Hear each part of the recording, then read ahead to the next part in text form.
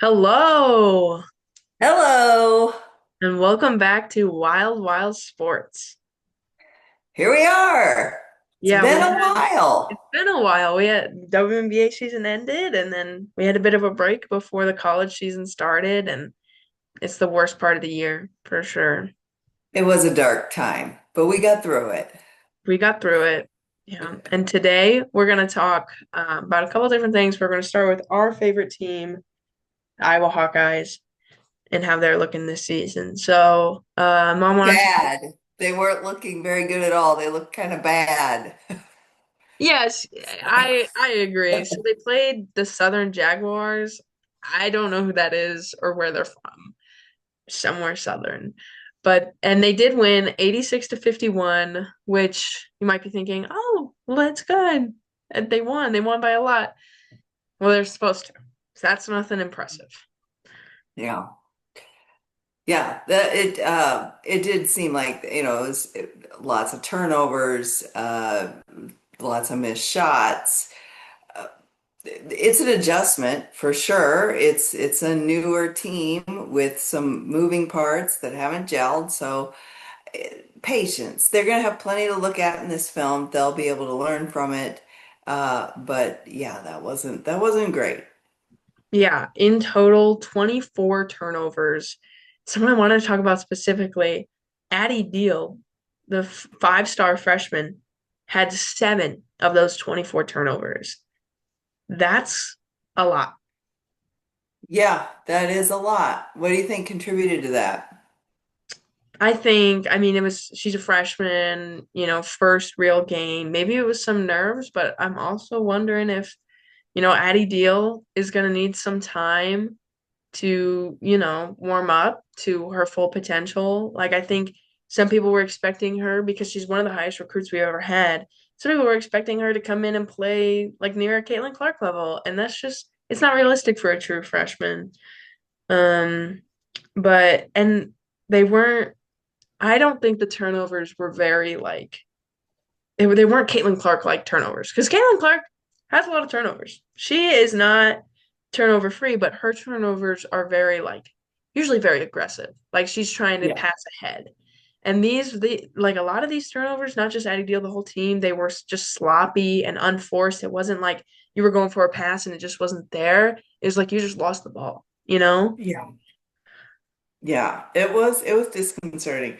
Um, but again, I know that there's got to be some complexity of, you're coming into a game where you know that you are heavily favored, that you do have just better personnel in general. Um, you would think that the excitement of the first game in front of the crowd would be enough to get you on your A game, but it could be just enough to make you a little bit nervous, I guess. Or, um, the crowds here, we're supposed to be at our best, and this team we should bowl over. I don't know. It's a complex uh situation for teams that are in that position. Um, you know, Yeah. Yeah. A lot of but the I would first still games think, end up not being very good to watch. what's that? A lot of the first games are not very good to watch. No, no, that's why I'm kind of like, yeah, we're through the dark time, but are we, we're still in this like, who are you playing? And are they like Division 3, or what is this? Do they give scholarships? I mean, I don't understand. I love it when the teams, which two teams played that were both ranked? It's Well, escaping me right now, but I UConn love and that. Louisville played, so that was a 1 in Yes. 20 matchup. And then I think it was NC State and Tennessee was Yes. 8-9 Yeah. matchup. And the UConn game, yeah, you would have think they weren't playing a ranked team. They kind of took that one easy. And I think we'll talk about UConn a little bit more in a second, but I just want to stay on the Hawkeyes for a second. My two bright spots of the game throughout all the turnovers were, well, I'll say three. I'd say Hannah Sulky, Ava Hayden, and I think her name is Chit Chat, right? I think that's how they refer to her. Chit chat. Chit Yep. Chat. I They love all. it. I think she's just like full of energy, plays really hard. Ava Hayden, 21 points, 14 rebounds. She's a sophomore. She's a problem. Sophomore. She's a problem Hmm. for everyone Yeah. else. And Yep. obviously, we Yep. know how good Hannah Stuelke is.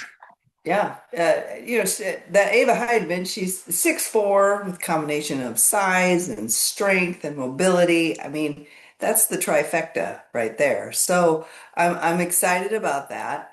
Um, I was also excited about Chit Chat, right? The Mhm. transfer in from Georgia Tech. I think she'll be an excellent addition to keeping this isn't the typical point guard that Iowa's had, and I think that's okay. This is a little bit of a shift. So overall, yeah, it was sluggish. There were too many turnovers, too many mental errors, but they'll learn from that and grow. And Jan Jensen is such a great coach that she'll use this for their betterment. So there's nothing to worry about here. Yeah, yeah. Okay. We kind of touched on UConn a little bit, but now we're going to talk about who are the top teams in the NCAA this year. Iowa is ranked, but I don't think they're quite up there in this conversation that we're about to have. I'll say the top five right now. It's UConn, South Carolina, UCLA, Texas, and LSU. Mm-hmm. Mm-hmm. Mm-hmm. I guess if your team, if Iowa or just any team that you liked was going up against any of these teams, like who are you the most scared of going up against and why? UConn, Yeah. UConn. Why? Because it's the machine. It's you got AZ Fudd and the whole crew. They just reload. That it's a fabulous system. Gino is an incredible coach, and we have to stop hating on them for that. No, we Uh, don't.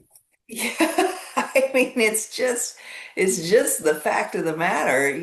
They're a cut above right now, and I hope that we can see a little more parity, and have this debate. But this year, I don't think we have much to debate right now. UConn's the very best team with the very best coach, and And probably the some of the best very player in the best country, players. Sarah Yeah, Strong. I think she's the best player in the country. yeah, yeah. There you go. Yeah. Yeah, it's Foot unfortunate, but around and find out. I mean, yes, I would say right now UConn is the best team, but I mean Hmm. last year UCLA was the best team all season up until Yes. the end. So, Yep. and it's a long season, so I It wouldn't, is. count anyone else out right now. I mean Yeah. LSU I think is going to be pretty good. They got Malaysia Fulwiley, which is I think going to be an incredible addition to their roster. Hmm. Um, and Texas still has Maddie Booker, so I think it's possible one of these other teams step up. I would be surprised if we end up talking about a team that's not one of these five that I just listed. UConn, South Carolina, UCLA, Texas, or LSU. Like, I mean, obviously But it can UCLA happen. has Lauren Betts. Yep. We Hmm. talked about her and how hard she is to guard. Like, it could be another team, but I'm guessing national champions, one of these five teams. I am not ready to say that yet, but right now, if it was happening, yes, that would be where we'd be landing. The other team so I've got I'm not even visible here. So I'm wearing my Iowa Mm-hmm. gear here. And then the other team that I have like a little bit of allegiance Oh to. my gosh. You can't wear See both my those? Yes, you can. Yes, you can. And so as I think about, I just really love that Audie Crooks. Body counts, yeah. And now she's doing um, all these no Fairway commercials. So I love seeing that. I know she's signed up for, or has signed with, I should say, Unrivaled, for the next season. I'm just excited to see where her career is going. And right now, Iowa State's ranked 14th. Okay, Hmm. and so that's a team to keep an eye on. Now, I did not watch their game last night because sometimes, seriously, these games against, well, the Southern Jaguars, no offense to them, it's just, it's not that interesting. I don't know what you really learn about a team, and the only thing that you usually walk away doing is going, God, they're not very good this year. Well, people often play to their level of competition. That's True. such a difficult thing to overcome. So, while these are good to stretch your legs out and, get in front of the crowd again, I don't know how productive they are. I suppose you learn some things that you need to work on going forward, but the Cyclones beat Southern Jaguars 85 to 58 last night, and I just keep an eye on them. I'd keep an eye on those Cyclones, and uh, we'll see.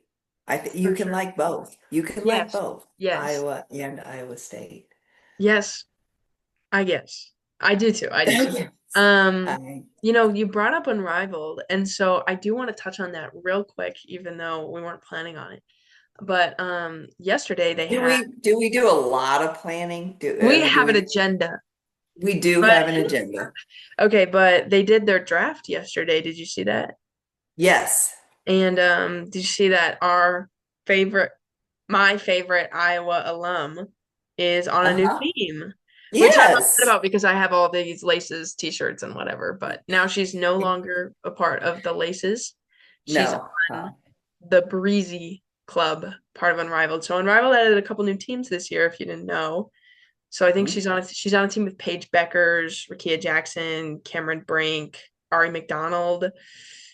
Um, I think there's somebody else because there should be six and that's five. But Well, here I got the roster up. Ari McDonald, Kate Martin, Cameron Brink, Dominique Malonga, Dominique Malonga. Rakia Jackson, Paige Beckers, and Noelle Quinn is their head coach. So the coach that the Seattle Storm fired. Oh, and she's coaching Dominique Malonga. Yeah. Dominique Malonga, if you didn't know, was on the Seattle Storm, so that's Yep. interesting. I'm Yeah. not so sure this is going to be the best team in the league, but I'm excited to watch. Oh, yeah, I love Unrivaled. I would love to get to another game. You should get to a game at some point. The pesky school is in the way during this season, but when do we start? Sometime beginning of January.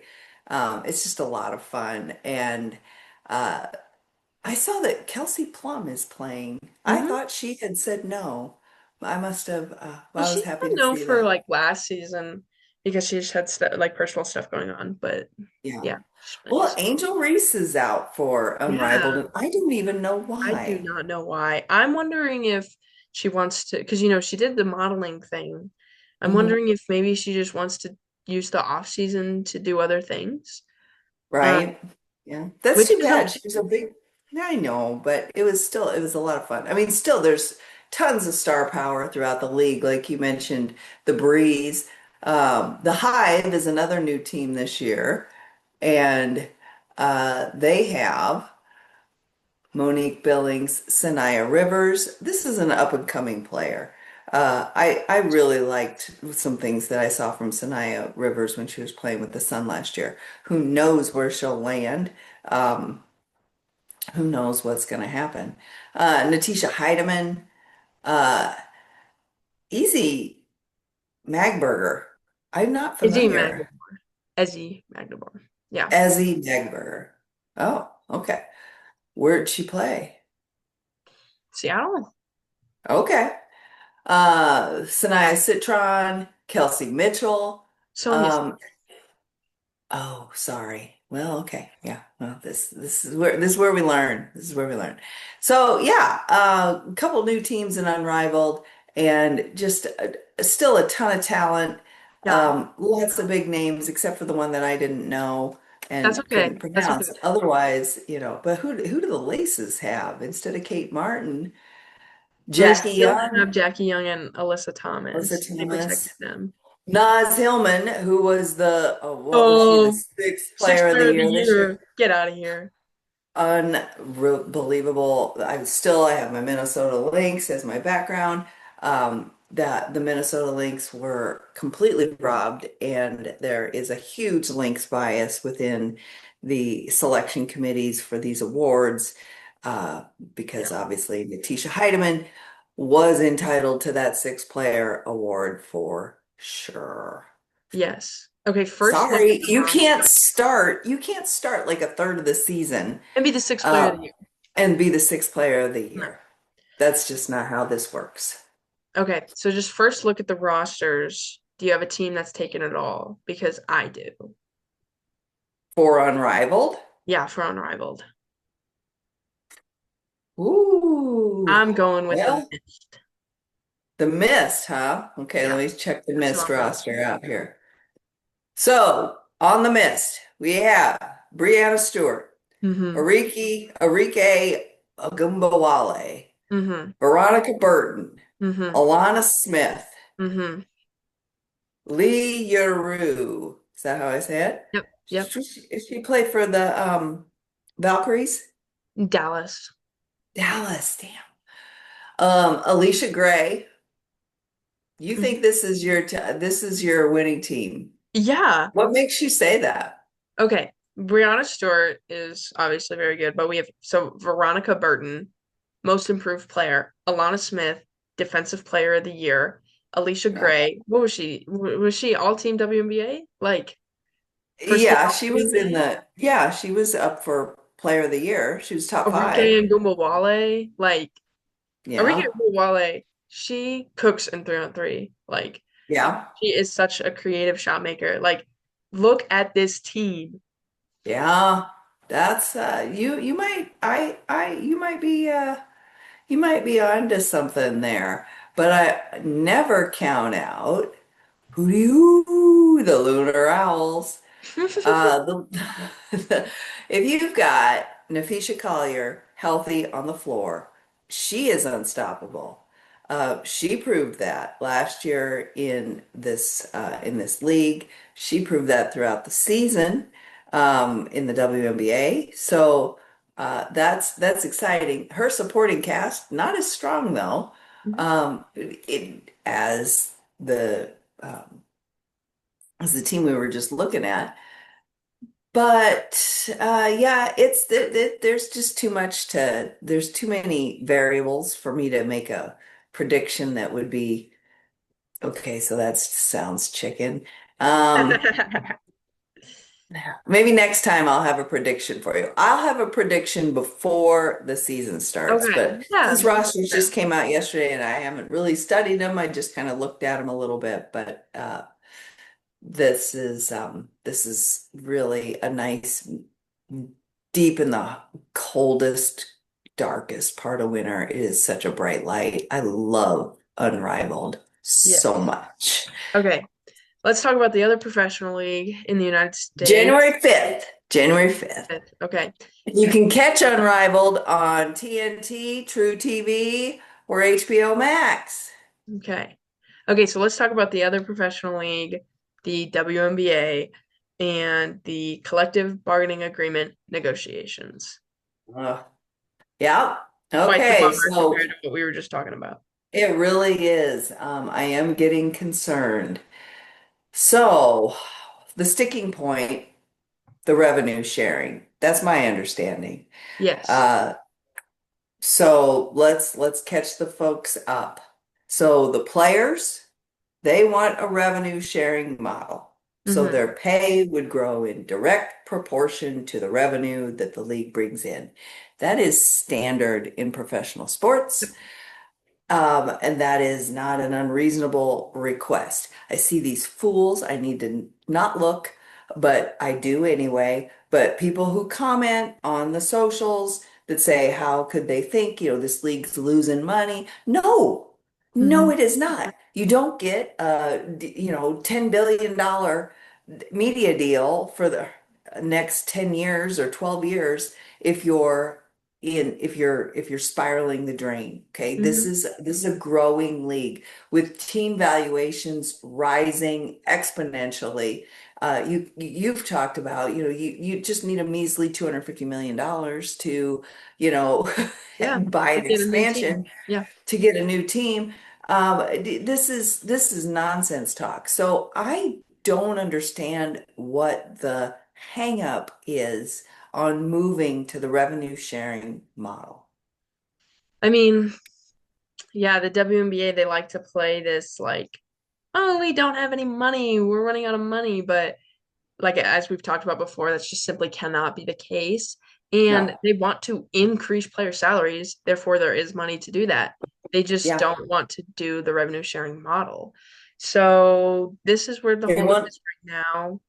There was a deadline of October 31st, and the WNBA asked for an extension of 30 days, and the players did sign it. So this just is kind of like a sign of good faith, of a sign of like they're still negotiating in good faith, and that they want to come to an agreement. But I'll just quickly touch on like what could possibly happen if we don't reach an agreement. If they don't reach an agreement by the end of the month, there will be a lockout, which means that players cannot use facilities, they cannot talk to their coaches, they cannot get treatment from the WNBA facilities, all that stuff. Free agency won't happen until a lockout is over. They will continue to negotiate, but they're just the players are locked out. Um, and free agency is a big deal this year, obviously. All but like four veterans are free agents. And then if we hit May and we don't have an agreement, we could have a work stoppage, which means no games. So this could be a potentially very big deal, but we're a long ways away from an official um, work stoppage. we are, but at the same time, I gotta ask, are we? I mean, this isn't like the date snuck up on them. Everyone has known that October 31st was the deadline, Hmm. and I'm not hearing of any movement. And it just feels so, uh, Kathy Engelbert and the whole Nafisha Collier dust up there at the end of the WNBA season revealed an awful lot about how this league thinks about the players. And if you consider that these players should be thanking, if Kathy Engelbert is really thinking that somebody like Caitlin Clark needs to be just, worshiping at her feet for giving her this platform so Caitlin Clark can make all of her money in advertising and other endorsement kinds of deals, then that shows you the level of delusion that we're working with here. Because Caitlin Clark had that coming before with in at Iowa. Caitlin Clark was worth millions as a college player, walking around with security. And so then Kathy Engelbert is like, oh, the sun's shining. I did it. Come on.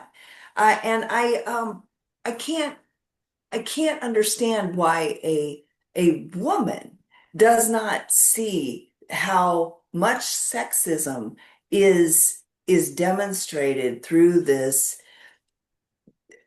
completely unfair distribution of the resources that the league brings in.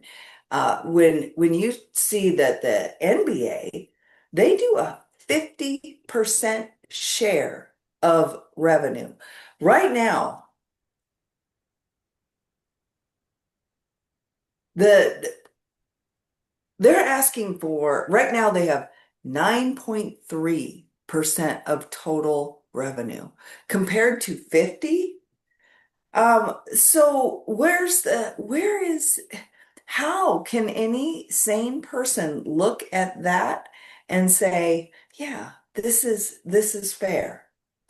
Um, I'm just really disappointed with the level of misogyny internalized even by our leadership, who has just a completely delusional sense of what fairness would look like.